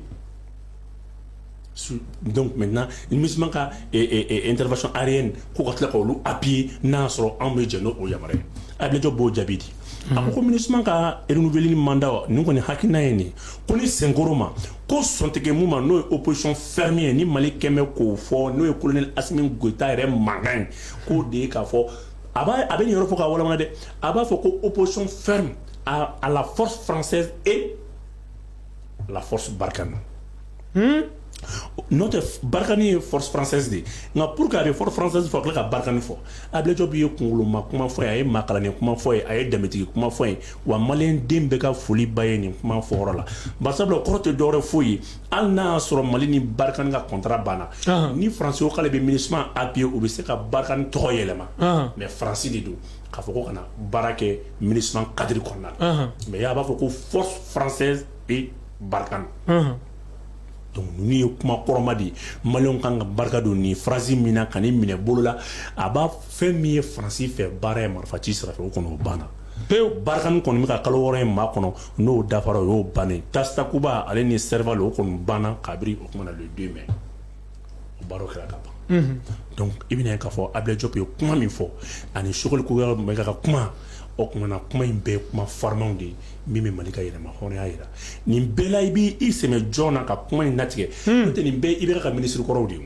be Ablaye Diop ni be jamana servi ni be ibe ka ministre ko rawdi mais kum mono masaka ni tien fo o koro kum kuma de me glanga do ni ma yira ka fo ko colonel Assimi Goita ministre bela blalindo jamana ka here ani jamana joli kuma na bi ka fo ikana sere kana yiga ini président ka hakina ikidal mais ni mbo de yida ni pe shokal ko me gouvernement ibra ka gouvernement kono ate kulia ka kumata Ablaye Diop mba kono ate ko la ka kumata mais ni mba yida ka fo la volonté du président de la République du président de la transition et que Malika ay discours mun kala to kuluba aka tasmo anga tasro fenye e tayini ko di aka kuma njele no fo ka fo wa kuluna Assimi Goita be no kuma kan ko sugar ko la mega tra kuma kelim fo na fora ko foriana Ablaye Diop ko kuma foriana ibo boyen sini ibe kla ka akuma na fune fene blakata o miye muso fune ta kuma fo mi nga juguli ni ibo fune boy be muso ta ko gouvernement chena muso ko ku bebe fani bala la solidarité gouvernementale o de be gouvernement ko bubu atite meninga nga franja la fanga ouais franja la fanga do fanga yere mi ka nyini ni ne maso bo président ka to ni bita kuma I farati kana ni fotane ni mayama non bubu jamana kuturu mo million mo aniko ite se ka to lu kunga ko fo isakoma voilà ni yoro la ibn ka fo femi Elaji Ibrahim Boubacar Keita ala ka hinana ala ka daro sumaya na kume balole akumeke ma na kume balole ka kene akumeke ma folo e même ta boulevard sans fait ka ma wele ko ka transition soutenir kosobe jodi barsabla u yale bali fenfena u yala sran fenfenye u ya tuno fenfena ibe ka kundana ka be kuma ba fenfenfo ni nanzara u ya tere tuno min ka da ko ka fa ka tsira ke ko ni ko sramai ni sira mo ya baba ni ya beke Malika here kama foi ma boala foi ma boala ni yoro de la ibina donc ka fo même ibe ka kuma balole ak men nous soutenir parce que ala ben de fo ni amen de fo ko ala ka fembula mu ga usani yere kosobe na la ale re diuna nata nanzaro yale brabra ka kuma mu fo ka kana ke katira minen sa ka tsaka panguru wila yere ka tsaka fo ni nu ne nana ko ke ma ki si ki shibla alama oni ibira ka ministre ko do de be barala bi bara mbere ke tare donc kafie et angane transition abe kuma min fo abodeka malidenw bɛ ka laɲini mun kɛ a b'o de kɔnɔ kosɛbɛ minnu b'a fɔ k'u bɛ politiko kɛlɛ kɛ n'a y'a sɔrɔ u bɛ ka kɛ fanga kɔrɔ de kama k'a dɔn k'a fɔ ko Mali bɛ yɔrɔ min na ko bi ko fanga kɔrɔ yɛrɛ hakilina don régime mun binna a régime yɛrɛ ka hakilina a kun ninnu bɛ ka min kɛ bi nin ye régime yɛrɛ u tun bɛ mɔgɔ min kɔ n'o ye Elaji Ibrahim Boubacar Keita ale yɛrɛ ka hakilina kun ye de avoir une armée digne de ses noms bubu mun de kun y'u bali ka nin hakilina in ta u yɛrɛ dun b'a dɔn jamana ko la hakilina ɲuman nin kɛ min bɛ jamana bɛɛ lajɛlen sauver nanzara bi minɛ ni fɛn fila ye fɔlɔfɔlɔ ye mun ye n'i sera faso wari ma nanzara bɛ i minɛ ni i yɛrɛ jogo ye k'i bagabaga i jogo la a b'i lebu walama i bɛ sɔn ale ta ma jagoya o kɔrɔ ko maa caman de tun bɛ yen minnu mɛnna ministère la n'u tigɛ nɔgɔlen don n'u ka kɛta man ɲi ni nanzaraw kɛn bɛ ka bagabaga ta k'u sɛgɛrɛ o fɔlɔfɔlɔ ye Elaji Ibrahim Boubacar Keita yɛrɛ ale min mɛnna ministériya ni fanga bolo caman na o nana bagabaga ni avion san yɛrɛ n'o ye Tominga affaire ye i bɛ ka kun nana ni hakilina min ye maa si kun tɛ se ka lajɔ kewu filanan ye mun ye a yɛrɛ den tɔgɔ yera fɛn minnu na ni tiɲɛni ko minnu nana u donna n'a y'o fila de la k'a bɔ a taabolo kan wa hali sini ni Assimi furumuso yɛrɛ ko la ko min tɛ ko bɛnta ye a bɛ sagakɔ ka kɛ nanzaraw ta ye safe fɛn o fɛn bɛ ka kɛ bi barisabula ninnu ti bɔ u tɛ taa yɔrɔ la fɛn t'u bolo u ma fɛn ta i b'a kalama i bɛ kɔnɔ bɛ guwa mun na i ma fɛn kalaman dun foyi u ka fanga o dɔrɔn de kalan tɛ dɔnni tɛ marifaci tɛ k'a fɔ k'u bɛ tɔw ɲɛ o tɛ k'u ka fisa ni bɛɛ o tɛ nka dɔwɛrɛ tɛ u ye jamana min dir'u ma o bɔlen kɔ la u siranna forobafɛn de ɲɛ n'i sera forobafɛn ɲɛ fo ka diɲɛ wuli faransi tɛ s'i la fo ka diɲɛ wuli faransi tɛ s'i la fo ka diɲɛ wuli n'i ye faransi ye ka régime fɛn fɛn k'a sago ye i bɛ t'a sɔrɔ marabaaw ye jamana hɛrɛw labɔ ka k'a sago ye e ma fɛn kɛ i muso ma fɛn kɛ i den ma fɛn kɛ aw tɔgɔ ma ye lisi la aw ma ye manamanako la aw ma ye ko kuntanna ayi ko dɔ kɛra maaw ma bɔ a kalama n b'o ɲɛfina b'i gise bubu b'a fɔ contrat d'acharnement dɔ kun kɛra Choguel ka waati prix min kun fɔra o prix kun bɛ bɛn a minɛn ninnu sigiyɔrɔma 4-5 de ma awɔ contrat kelen k'a prix doubler ka doubler fo ka se 4 fo 5 ma k'a prix quadruplé k'a sigi fo sigiyɔrɔma 4-5 n bɛna ɲɛfina transition mɔgɔw ka ŋaniya ɲuman nu faso wari tɛmɛ k'o sarana ɲɛ n bɛna a yɔrɔ f'i ye bubu b'a fɔ contrat in kun kan ka passer nka contrat in dagosi kun ka bon kosɛbɛ mais olu yɛrɛ kun tɛ fɛn sɔngɔ normal yɛrɛ kun t'o dɔn mais don min na u bɔra kalama Choguel Kokala Mayiga kulo bɛ na Sadio Kamara kulo bɛ na u bɔla kalama don min na ko fɛn bɛ taa sanna sɔngɔ min na ko ja k'a t'o bɔ o y'a sɔrɔ Faransi service de sécurité sigilen don k'a jateminɛ u b'a san dɔrɔn u b'a prix yɛrɛ bɔ k'a da ka tila k'a ɲɛ san prix min na k'a bɔ k'a da k'an ka furancɛla fanga kɔ kan mais u bɔra kalama yɔrɔ min na u y'a contrat bɛɛ annulé yɔrɔnin kelen ko jamana ka hɛrɛ tɛ nin na c'est ça un régime wallahi o de ye fanga ye nin tɛ polyéconomique ye nin tɛ foyi ye nin ye u yɛrɛ ni ala cɛ u bɔra kalama ko jamana ka hɛrɛ tɛ nin na k'a sanni dagosi ka bon u y'a falen ka bɔ a ma pewu. o y'a sɔrɔ ni Faransi kun y'o sɔrɔ la an kun bɛ ka transition kuma fɔ an tɛ sigi o kuma kɔnɔ. Bubu ni n bɛ fɛ k'i ka kuma faamu n'i bɛ fɛ ka ɲuman yɛrɛ kɛ i faso kɔnɔ farajɛ bɛ don i n'i ka hɛrɛ cɛ a bɛ kalew da ɲɛ n'i binna o kalew kan dɔrɔn a b'i ka ko bɛɛ lajɛlen tiɲɛ. non n'i bɛ fɛ ka ɲuman kɛ o tɛ dɛ n'i jogo man ɲi k'i bɛ i ka jamana hɛrɛ kumana Faransi ma Faransi b'a f'i ɲɛna k'i fɔlɔ de y'a ta n'i y'a ta ale b'a ta. N'i yɛrɛ ye dɔ ta ka bila i kun i faso jamana wari la farafinna masakɛ farajɛ b'a fɔ ale fana bɛ dɔ ta e faso jamana wari la sabula e yɛrɛ fana y'a ta. zone tɛ se ka zone bali. zone tɛ se ka zone bali ni n y'a faamu sisan transition in kɔfɛ fanga minnu tɛmɛna olu tun tɛ se ka ban Faransi bolo ka d'a kan olu yɛrɛ kun jɛn tɛ Faransi fana b'a ɲini k'a fɔ aw jɛn tɛ n b'a yira aw la k'a fɔ ne fana tɛ fɛ ka jɛ yɛrɛ n bɛ dɔ ta diyagoya a bɛ sɔn a ma parce que aw jɛn tɛ. mais jamana jɔli ka d'u ye o mais dɔwɛrɛ tɛ barisabula fɛn minnu tɛmɛnɛw ni Faransi cɛ bɛnkan na n bɛ nin kɛ n tɛ kuma n fana bɛ nin kɛ n tɛ kuma contrat kuntanw signé ten de o de y'a kɛ hali sini u kelen bɛ jɔn ye u marabaaw kelen bɛ jɔn ye u ka parti kelen bɛ jɔn parti ye barisabula n'aw ka bɛ kuma i bɛ taa sɔrɔ lien fɛn dɔ kelen bɛ k'aw tɛgɛ fila siri k'a da e b'u ye ka jamana ka armée ka monter en puissance nin fɛ u tɛ s'o ma u tɛ kuma la foyi i ma deli ka Mali politiciens ye fɔlɔ k'a fɔ jamana ko ye tiɲɛ mais i ka gouvernement félicité nin kuma ninnu dɔw fɔli la u tɛ kuma o la o tɛ foyi fɔ o la alors que jamana ka bɔ ɲɔgɔn la ye fɛn fila o fɔlɔfɔlɔ ye mun ye ça c'est l'armée et la diplomatie Mali ka diplomatie ɲɔgɔn tɛ yen bi partenariat bɛ ɲini mɔgɔ fɛ dugu min ka di Mali Mali ka hɛrɛ bɛ min na wa Mali armée bɛ baara kɛ nin ma o de y'a to espagnoliw nana k'u bɛna fɛn ka Sadio k'u ma ko n'aw bɛna a ye n'aw kelen Mali tɛ don mɔgɔ ka groupe da fɛ tugun o banna pewu. n bɛ se ka min f'i ye o ni n ka tagali la kunna wolo mun b'a la a wolola min na o de ye nin. Bubu a faamuna faamuya kɛra nin waati in na maa minnu sɔgɔlen b'an la Kati 24 bɔlɔlɔkannaw bɛɛ lajɛlen na k'aw fo k'aw waleɲuman dɔn k'a fɔ an bɛ directement la an bɛ fiɲɛ fɛ Bubu Mabel Jawara ale de b'an bolokɔrɔ yan nɔ an ye baabu walawala k'a bɛɛ lajɛlen fɔ k'a bɛɛ fɔ nin jɛmukan in a jukɔrɔma dondonnen don kosɛbɛ te asura de fɛ te asura an b'u fo kosɛbɛ a jukɔrɔmanen don tuguni fana double sɛbɛn de fɛ boisson énergétique ba don boisson énergétique min yɛrɛ n'a dogolen tɛ farafinna ani farajɛla fan si fɛ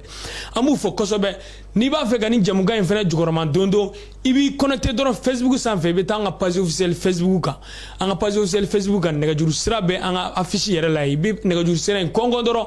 i bɛ kunnafoniya i mago bɛ fɛn fɛn la i b'a bɛɛ lajɛlen sɔrɔ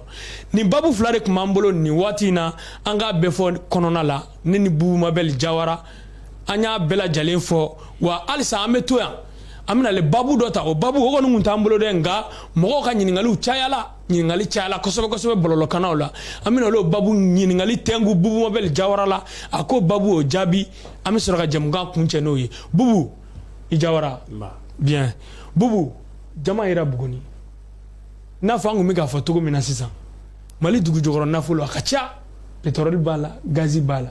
jama ye dugu jukɔrɔ nafolo nafa bɛ fɛn min na kosɛbɛ kosɛbɛ o fɛnɛ yera Mali dugu jukɔrɔ a ma mɛn yɛrɛ a découvert kɛra i n'a fɔ i y'a fɔ cogo min a bɛ se ka kɛ ɲininikɛlaw kun y'a ye u kun b'a fɔ nka sisan a carila diɲɛ fan bɛɛ lajɛlen fɛ a yelen don e yɛrɛ bɛ mun de sɔrɔ ka fɔ nin jamako in na. non Buguni jama man bon sa. Bubu jama mun yera Buguni n'i y'a ye k'a fɔ a ye bɔra jamako in kalama barisabula finman dɔ de y'a ye maliyɛn dɔ de y'a ye n'o ye Samadu min tɔgɔ Samadu Melinko a bɛ jumɛn de olu de ye jama ye barisabula a koyɔrɔ n'a taayɔrɔ de t'u bolo dɔ t'a yira la o n'o tɛ jama mun bɛ bɔ Kɛɲɛba mara kɔnɔ ka taa ni Buguni ta ye. Bubu Kɛɲɛba ka bon dɛ. mais a bil'i kunna sanu bɛ bɔ yɔrɔ o yɔrɔ jama bɛ yen i delila k'a mɛn don jumɛn san 30 mini industriel mɔgɔw bɛ jama sanu bɔ la k'u delila ka jama bɔ k'u nana yira. o ma deli ka n'a yira. Voilà n'i y'a ye aw bɔra nin kalama dɔwɛrɛ tɛ barisabula nin ta a taayɔrɔ de tɛ nin na et puis nin ye société fitinin de ye. Bubu ah oui. Bubu n'i y'i fɔ i bɛ fɛ k'a fɔ bila côté jama bɛ ka bɔ Mali kɔnɔ. jama min bɔ Kɛɲɛba mara kɔnɔ mais a bil'i kunna dérivé de bɛ sanu na o. n'a fɔra ko sanu yɔrɔ fɛnw de bɛ bɔ ɲɔgɔn fɛ. awɔ ressources minières ni i tɛ se k'a fɔ dérivé. ko san joli don san o san an bɛ ka nin tɔni hakɛ bɔ ko jama ma ye. ayi non mais munna an t'a dɔn munna an t'a ye. Bubu munna an t'a ye. parce que raffinerie tɛ yan. raffinerie a fɔ nazari a fɔ. ka sanu bi ko yɔrɔ min na k'a bayɛlɛma k'a fɛsɛfɛsɛ k'a lajɛ ninnu bɛ na ka na anw ka bɔgɔw de ta ka taa Ghana ale ni Sud Afrique. Mali sanu avantage ye mun ye a coût d'investissement ka dɔgɔ i bɛ wari fitinin don a la i bɛ sanu ba sɔrɔ cogo di Gise Mali sanu i b'ale ɲini mètre 2 ani 3 bɔɲɔgɔn i bɛ taa bɔ sanu kan dugu jukɔrɔ mètre 2 ni 3 bɔɲɔgɔn i bɛ sanu sɔrɔ olu tonneur yɛrɛ est-ce que i b'a kalama chaque tonne i bɛ se ka fɛn min ye 10 à 15 grammes sɔrɔ o la o y'a tonneur ye a tonneur de ka ɲi fo k'a faga mais n'i ye jateminɛ kɛ fɛn min ye Sud Afrique walasa ka se ka taa bɔ sanu kan i tɛ fɔ 1 kilomètre ou bien 1 kilomètre et demi. Bubu Sud Afrique bɛɛ b'a kalama ko jama dun bɛ bɔ yen sanu bɛ bɔ yen. fɛn min bɛ nin bɔ a bil'u kunna olu kelen bɛ k'u ka dugu nafolo k'u yɛrɛ n'a nafa. filanan ye mun ye munna Mali bɛ 3e position na sanuko la. n tɛ Mali ye fɔlɔ de ye. diɲɛ kɔnɔ munna Mali ye 3e ye par exemple Mali bɛ sanu mun bɔ ka taa ko Ghana ale ni Sud Afrique ni Ghana b'o fara u yɛrɛ ka actif de kan. u bɛ jɔyɔrɔ fɔlɔ ani jɔyɔrɔ filanan du yɛrɛ ma Mali sanu de b'u kɛ fɔlɔ ni filanan ye. e ka kuma la sisan raffinerie n'o ye sanu koyɔrɔ ye ka sanu bɔgɔ tonnen bɔ k'a ɲɛnɛmɛnɛ k'a wasa ka sanu kisɛw bɔ a la o de tun tɛ Mali la yan. o tɛ Mali la hali sisan o tɛ Mali la yan o de bɛ taa kɛ Sud Afrique ni Ghana. oui sanu dɔrɔn ti bɔ o kabila kɛ diɲɛ da i t'a ɲininkali kɛ dɔnnikɛla bɛɛ la i tɛ sanu dɔrɔn sɔrɔ i mana mɛn sanu ɲini na cogo o cogo i tɛ sanu dɔrɔn sɔrɔ mais munna u bɛ na yan c'est pour ça Mali kɔɔri minier filɛ gɛlɛyaba de b'a la parce que a bɛ f'i ma de ko taa sanu ɲini e sanu ɲinitɔ bɔra jama kan o ye jɔn ta ye. Bubu min y'i ci o ta tɛna k'a ye. o de ta dɔ kɛ e nana min ɲini o de yɛlɛla n'i bɔra dɔwɛrɛ kan i b'o lasegin jamana kan mais n'i m'a fɔ dun n'i y'a mɛn i b'i jɔ k'a y'a di yan a fɔra de. filanan ye mun ye e bɛ ka nin fɛn minnu fɔ o bɛ sanu bɔgɔ ta cogo di n'i y'a daminɛ fɛn min ye k'a daminɛ Kayi ka taa bila fo ka taa bila Sikaso la o b'a fɔ o de ma ko couloir de Gɔgɔyɔ. couloir de Gɔgɔyɔ kɔngɔyɔ ye mun ye o ye sanu bɔrɔba dingɛw de ka taa bila fo Sikaso la mais n'i ye jateminɛ kɛ o dugu bɛɛ kɔ donnen don CEDEAO dugu da Bubu o de y'a kɛ sanu bɔ entreprise min ninnu ye o ye avion fitinin b'u bolo n'u ye bɔgɔ ta u bɛ bɔgɔ ta pankuru misɛnnin na misali ye mun ye n'a y'a sɔrɔ Kɛɲɛba mara don n'u ye bɔgɔ ta u bɛ taa n'a ye Sénégal u b'a jigin yen u bɛ bɔgɔ décharger ou bien u bɛ taa ni sanu bɔgɔ u bɛ fɛn ou bien n'i ye sanu u bɛ hakɛ to bɔgɔ tɛ n'u ye sanu mun ta u bɛ taa jigin yen Mali bɛ bɔ a kalama jɔn bɛ bɔ a kalama. mɔgɔ si. maa minnu bɛ Kalana mara kɔnɔ n'olu bɛ Sikaso région kɔnɔna la olu mana ta olu bɛ jigin Côte d'Ivoire n'a ye ka taa jigin bateau b'a embarquer ou bien avion b'a ta ka taa n'a ye. donc k'a yɛlɛ k'a fɔ Mali sanu bɛ se ka suɲɛ k'a bɔ k'a sɔrɔ Mali yɛrɛ aéroport i ma se Bamakɔ n'a ye. pewu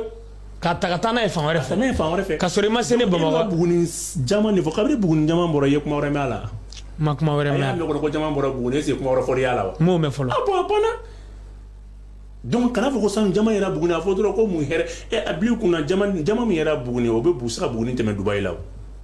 ah oui. Mali tɛ dɛ Buguni dɔrɔn c'est à dire a yeli min kɛra fɛn bɛɛ kan ka kase a kama. ka Buguni yɛrɛ bɔ yen pewu a kama. ayi fɛn bɛɛ kan ka kase. ka fɛn bɛɛ jɔ ka Buguni jamako in ɲɛɲini. ka jamako in ɲɛɲini i y'a kuma mɛn bilen yan. m'a kuma mɛn bilen. a banna. bubu jama min yera Buguni o be Buguni tɛmɛ Dubai la Dubai Émirats Arabes Unis Dubai bi kunna mais ngo Dubai kun kele ba fo Buguni kun jolo ni Dubai na ɲɔgɔn na a sin ko fɛ kɛ Google ko ka Dubai la kun bɛɛ bɛ bolo ko dugu jɔrɔ nafolo de la o sera kun bɛ cogo di donc c'est quoi e bɛ ka taa dugu minnu nɔfɛ bi fɛn min b'i bolo t'a nafa de dɔn i t'a bara de ta ayi e bɛ ka fɔ ko Buguni sanu min bɛ bɔ Kɛɲɛba Kayi mara kɔnɔna la bi kunna ko jama bɛ bɔ o fɛ e tɛ bɔ o kalama sanu ni fɛn fila bɛ bɔ ɲɔgɔn fɛ min wari ka ca ni sanu yɛrɛ ye jumɛn o ye palladium ani platine ni platine olu ye platine ni ye nɛgɛ fɛgɛman na ale bɛ ka fusée ni fusée modèle de baara kɛ irisiw bɛ o de nɔfɛ o irisiw tɛ sanu kɔ tugun ah oui donc i bɛna k'a fɔ e bɛ ka sanu kɛ fɛn bɛɛ ye Mali dugujɔ nafolo barika ka bon sanu ma fɛn bɛ Mali kɔnɔ n'o fɔra yen nɔ ko i tɛ sanu lajɛ o la ji dɔ bɛ yen an b'a fɔ o ma ko l'eau douce o ye ji ye min ale tɛ dugu jukɔrɔ kosɛbɛ dɛ a bɛ dagolo na ten kɔnɔ fɛn min yɔrɔ si fila ni ɲɔgɔn cɛ n'i ye napu lajɛ napu ni fila ni ɲɔgɔn cɛ ale jinin bɛ yen fer original de b'ale la ni muso y'a min k'a sɔrɔ a kɔnɔ bɛ kalo min na i bɛ se ka Ala ta kɔfɛ i b'i kala ko den balo la fo ka taa se jiginni ma Ala ta kɔfɛ n'i y'o ji min o ji bɛ Mali dugu jukɔrɔ la fer vitamine fer original a gɛrɛ ɲagami t'a la foyi tubabu ka fɛn faralen t'a kan mɔgɔ minnu b'o yɔrɔ la i b'a ye k'a fɔ o de y'a to i b'a ye burusukɔnɔ musow i tɛ César kuma mɛn u bɛ u to u lajɔlen kuma min na u bɛ taa nakɔ sɔn ka kɔlɔn fɛn ka dingɛw sen ka tila ka taa sanu ninnu ɲini ka fɛn min baara sugu bɛɛ kɛ n'u kɔnɔ ye baara kolo gɛlɛnbaw u bɛ ji min o de don fer original de b'a ji la bubu e bɛ ka dugu jukɔrɔ nafolo fɔ i bɛ ka ressources minières fɔ n bɛ se k'a fɔ malidenw tɛ ninnu dɔn mais fer ye vitamine di vitamine min fɛn ka kɛ dugu jukɔrɔ dugu jukɔrɔ nafolo fana ye Mali la émission wɛrɛ dugu jukɔrɔ nafolo min yera fer nickel diamant cobalt coltan manganèse phosphate zinc a bila kunna gaz non n b'a bɛɛ finɛ hydrogène n b'a bɛɛ ta ka na d'i ma fɛn a bɛ Mali bila san 100 maa y'i diya i kana taa ekɔli la i bɛ sara wɛrɛ bɛ n'i sɔrɔ kalo kɔnɔ i bɛ se ka kalan n'i bɛ bɔ ka taa dugu la ka kodɔn ka ko faamu san 2 n b'o de d'i ma Maliyɛn bɛɛ bɛ se ka baara 3 sɔrɔ maliden kelen d'ici 2025 an bɛ cogo min na n'an tɔ tɛ fɛn mun n'i y'a ye Faransi bɛ kasi la dɔwɛrɛ tɛ o ale yɛrɛ ye fɛn min ɲini fɛn bɔli kuma selen Faransi bɛ ka gɛn ka taa a bɛ nin kana foronto n ka fɛn ɲini n'a tɛ ne kɔnɔ fɔ a bɛ nin k'a fɔ ko n ka fɛn ɲini a nafa sɔrɔ waati sera fɛn ɲini aw bɛ n gɛn ka b'o la a y'a sigi a laban a b'a fɔ ten ko a y'a la Ala kama a k'a lajɛ hali ni n tiɲɛ a ka dɔ bila ka taa di yan bubu olu ta kɛra Mali nafa la o de y'a to ko yɛrɛ nafa ye tɔ labanw de kɛra hali Buguni taa mun bɛ ka fɔ nin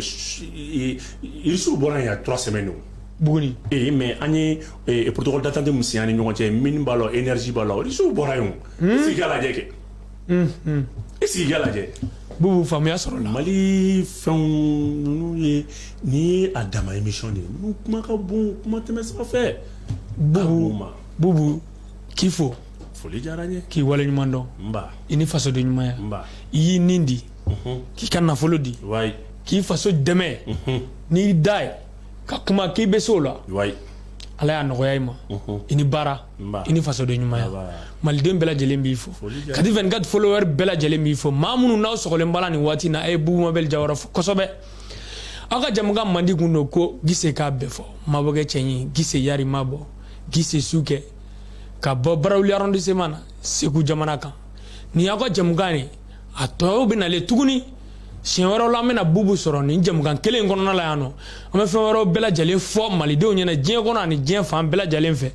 bɛɛ ka faamuya sɔrɔ a la n b'a fɔ a ye a y'aw sɔgɔlen to Kati 24 la an bɛ Facebook kan cogo min na a ye YouTube sɛbɛn fana YouTube kan n'i ye Kati 24 sɛbɛn i b'a sɔrɔ Kati 24 bɛ YouTube kan ten nin kelen in na an bɛ directement na nin waati in na an ka réseaux sociaux bɛɛ lajɛlen sanfɛ n'o y'an ka bɔlɔlɔkana bɛɛ lajɛlen ye k'aw fo k'aw waleɲuman dɔn aw k'an bɛn a ɲɔgɔn wɛrɛ ma.